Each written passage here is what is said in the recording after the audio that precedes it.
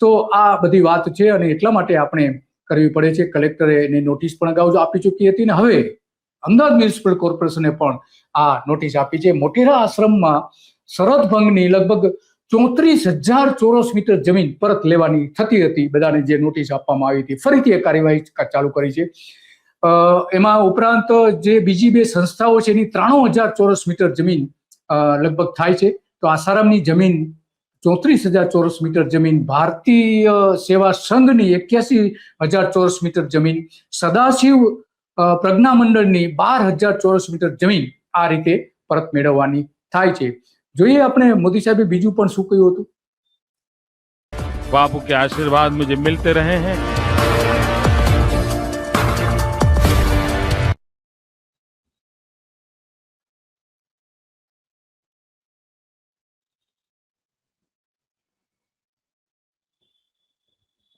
नाम दिया मैंने, मोदी मल का है। मल मतलब मजबूत, मजबूत हो तो मजबूत हो मतलब कुछ न कुछ बोझा रखने का इरादा है।